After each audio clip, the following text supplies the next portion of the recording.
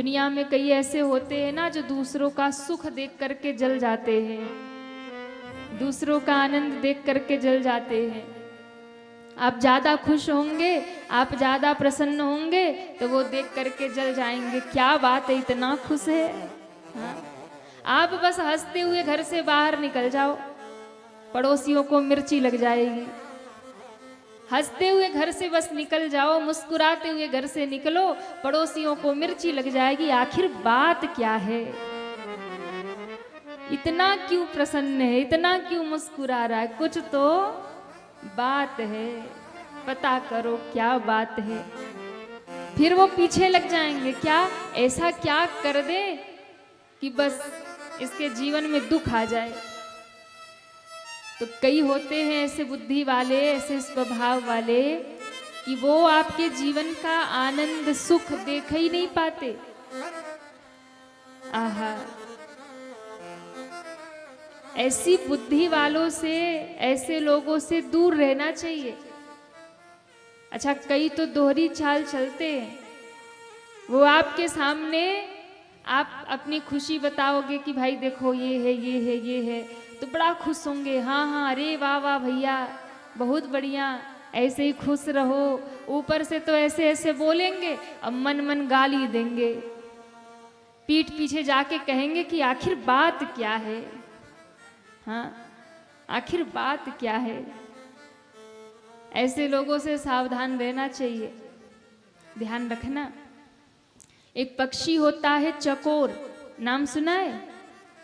कहिए, नहीं सुना। एक पक्षी होता है चकोर। वो चकोर पक्षी जो रहता है वो आसमान की ओर देखता रहता है, वो कभी उड़ नहीं पाता, ऊंचा आकाश में उड़ नहीं पाता। वो धरती पे रहता है, लेकिन धरती पे रहते रहते वो आकाश में ऊंचा देखता रहता है, ऊपर देखता रहता है। और एक पक्षी होता है चील पक्षी। चील पक्षी जो होता है वो आकाश की ऊंचाई पर, बहुत ऊंचाई पर उड़ता है, बहुत ऊपर ऊपर उड़ता है चील पक्षी। तो एक बार उस चील पक्षी ने चकोर से कहा कि अरे चकोर, तेरा भी तो क्या जीवन है, तू तो धरती पे पड़ी रहती है, ऊपर तो देखती रहती है, पर कभी ऊंचा उड़ पाती नहीं है, कभी ऊंचाई पर उड़ नहीं पाती है। मुझे देख, मैं आकाश की ऊंचाई में उड़ता हूं, ऊपर ऊपर ऊपर ऊपर उड़ता हूं। आहा, उस चकोर ने बहुत सुंदर जवाब दिया। उस चकोर पक्षी ने कहा, सुनो, मुझ में और तुम में यही अंतर है। क्या? कि मैं भले ही पृथ्वी पे रहती हूँ, मैं भले ही धरती पे रहती हूँ, पर धरती पे रहते हुए भी मेरी दृष्टि आकाश की ओर रहती है। मैं ऊंचाई को देखती रहती हूँ, मैं चंद्रमा को देखती रहती हूँ, और तुम आकाश की ऊंचाई में तो उड़ते रहते हो, आकाश की ऊंचाई में दौड़ते रहते हो, पर तुम्हारी बुद्धि, तुम्हारी दृष्टि सदैव धरती पर, कूड़े पर, कहीं पड़े मांस के टुकड़े पर ही लगी रहती है। ऊंचा तो तुम उड़ते हो, पर तुम्हारी दृष्टि नीचे किसी गंदगी पर ही पड़ी रहती है, किसी मांस के टुकड़े पर ही पड़ी रहती है, कहां से कुछ मिल जाए।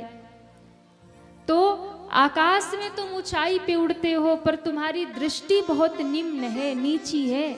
मैं भले ही धरती पे रहती हूं, पर मैं अपनी दृष्टि को ऊंचा रखती हूं। ध्यान रखिएगा, इस कथा से, इस कहानी से यही शिक्षा मिलती है कि आप कहीं भी रहो, उससे मतलब नहीं है, किसी भी हालत में रहो, किसी भी परिस्थिति में रहो, उससे मतलब नहीं है, पर अपनी सोच, अपनी नियति, अपना व्यवहार, अपना विचार सदैव उच्च रखिए, तो आप समाज में ऊंचे बन जाओगे। अपनी नियत को साफ रखो, अपनी नियत ऊंची रखो, विचार ऊंचे रखो, स्वभाव अच्छा रखो, तो कोई फर्क नहीं पड़ता कि आप महल में रहते हैं कि झोपड़ी में रहते हैं। विचार यदि ऊंचा है तो आपका जीवन ऊंचा है, आपका व्यक्तित्व ऊंचा है। और मैंने ऐसा भी देखा कि बड़े ऊंचाई पे रहते हैं, बहुत बड़े पद पे रहने वाले हैं, बहुत बड़े नाम है, प्रतिष्ठा है, महल में रहते हैं, लेकिन सोच बुद्धि बड़ी छोटी है, बड़ी निम्न है। तो कोई बड़ी बात नहीं कि कोई बहुत ऊंचे आसन पर बैठा है या बहुत उपलब्धियां हासिल कर लिया है, बहुत नाम हासिल कर लिया है, इससे फर्क नहीं पड़ता। आपकी सोच कितनी ऊंची है, जीवन में कितना अच्छा है, फर्क इससे पड़ता है। तो देवताओं को फटकार लगाया। देवताओं ने मैया सरस्वती को कहा कि माँ, अगर राम जी वन नहीं जाएंगे, देवताओं का काज सिद्ध नहीं होगा, पृथ्वी के भार का हरण नहीं होगा, धरती का भार हरण नहीं होगा, इसलिए राम जी को वन जाना जरूरी है। आप जाओ, किसी न किसी की बुद्धि बिगाड़ो, कुछ न कुछ ऐसा करो कि अयोध्या में सब बिगड़ जाए। भावी बस मंथरा मिली, मैया सरस्वती ने पूरे अयोध्या में ढूंढा, किसकी बुद्धि बदलूं, किसकी बुद्धि बदलूं। पूरे अयोध्या में कोई ऐसा नहीं मिला जिसकी बुद्धि बदल पाए। अंत में कौन मिली? गोस्वामी जी कहते हैं, नाम मंथरा मंदमती, चेरी कैकेयी केरी, अजस पिटारी ताहि करी, गई गिरामती फेरे। पूरे नगर में घूम लिया। कहते हैं कि पूरे नगर में कोई ऐसा नहीं जिसकी बुद्धि बदल पाए। तो कौन मिला? तो कहा एक दासी है, नाम है मंथरा। क्या नाम है? कहिए, नाम सुना है? किसको किसको पता है मंथरा का नाम? देखो, सबको पता है।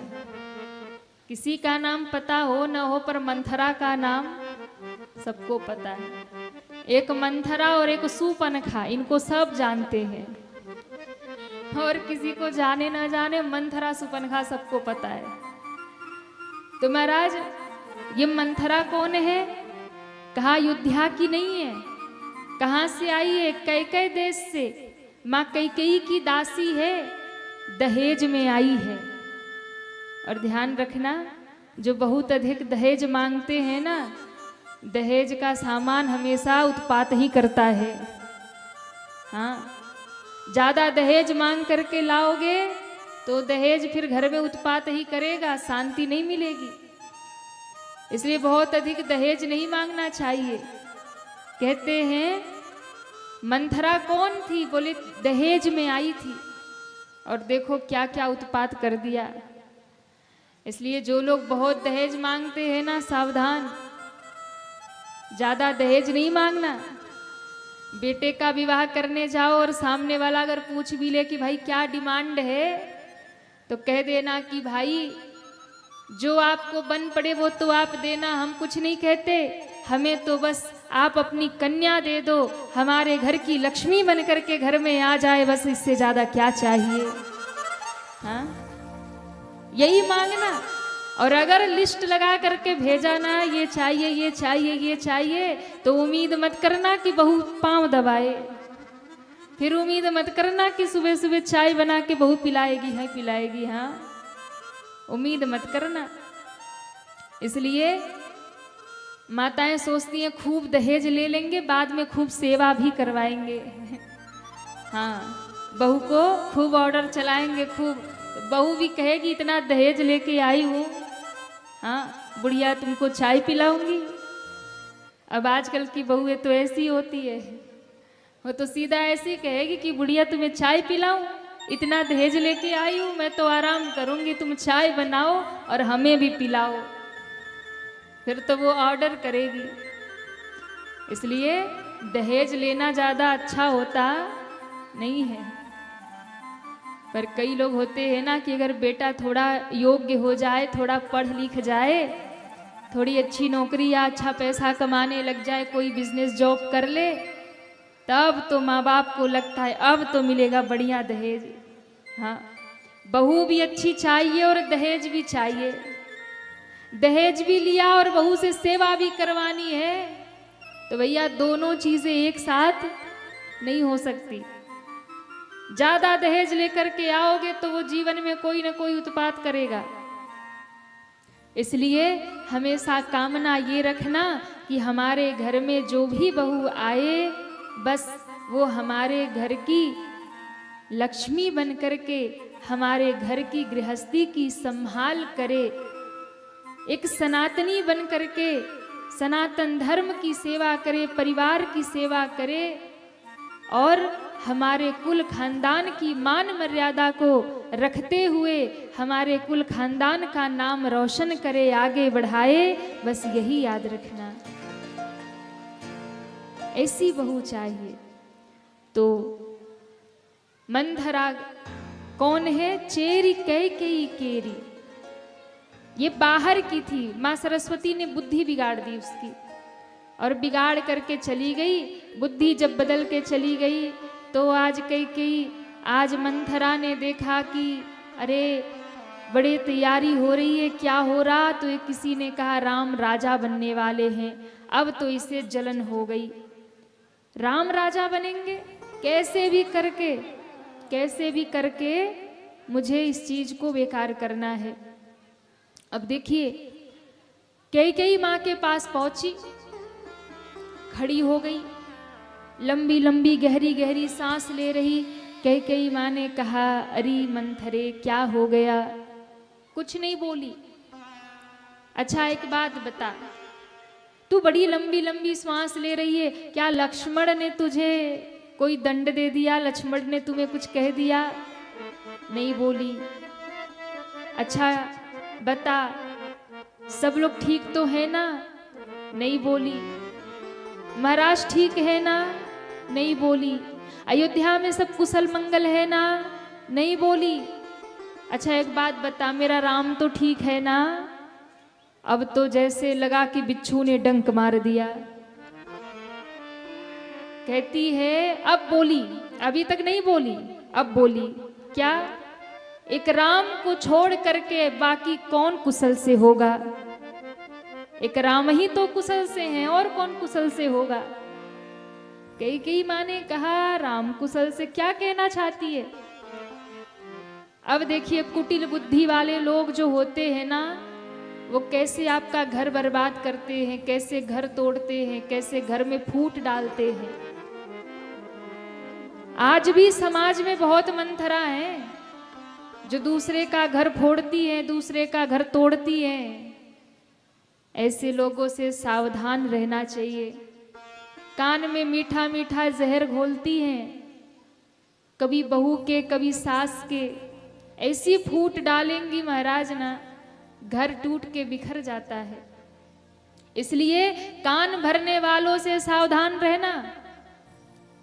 कान भरने वाले शकुनी ने महाभारत करवा दिया, कान भरने वाली मंथरा ने राम जी का वनवास करवा दिया। इसलिए कान भरने वालों से सावधान रहना भैया। ये कान भरने वाले बहुत खतरनाक होते हैं, मीठा जहर होते हैं, मीठी मीठी बात करते हैं पर जीवन में जहर घोल देते हैं। शकुनी क्या करता था? दुर्योधन बहुत अच्छा था, उसका नाम दुर्योधन नहीं था, उसका नाम सुयोधन था।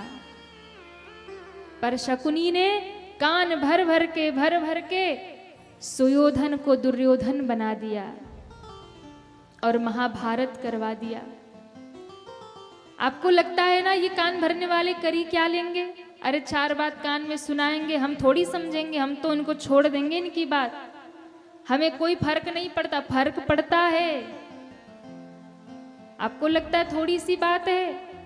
कुसंगी के संग रहोगे 4 दिन तक आपको असर नहीं पड़ेगा, पर अगर लगातार उसके संग रहते रहोगे तो रहते रहते एक दिन ऐसा आएगा कि आपका सत्संग छूट जाएगा और कुसंग आपके ऊपर चढ़ जाएगा। धीरे धीरे धीरे धीरे कुसंग आपको पकड़ लेगा। ध्यान रखना, इसलिए जीवन में सावधान रहना। मंथरा कुसंग है। मां कैकेयी कौन है? भरत जैसे संत की जननी है, माता है। राम को जितना प्रेम मां कैकेयी करती है उतना मां कौशल्या भी नहीं करती होंगी, लेकिन ऐसा कान भर दिया, ऐसी बुद्धि बिगाड़ दी कि कैकेयी मां ने राम जी के लिए 14 साल का वनवास मांग लिया। ये क्या है? ये कुसंग का प्रभाव है। अपने जीवन में सत्संग ना मिले तो कोई बात नहीं, पर कुसंग मत करना, कुसंगियों का संग मत करना, गलत का संग मत करना। जितने युवा बच्चे हैं वो ध्यान से सुने। गलत का संग आप करते हैं और आपको लगता है कि कोई बात नहीं, संग ही तो रहते हैं, हम उसके जैसा नहीं बनेंगे, पर एक ना एक दिन रंग चढ़ेगा। क्यों?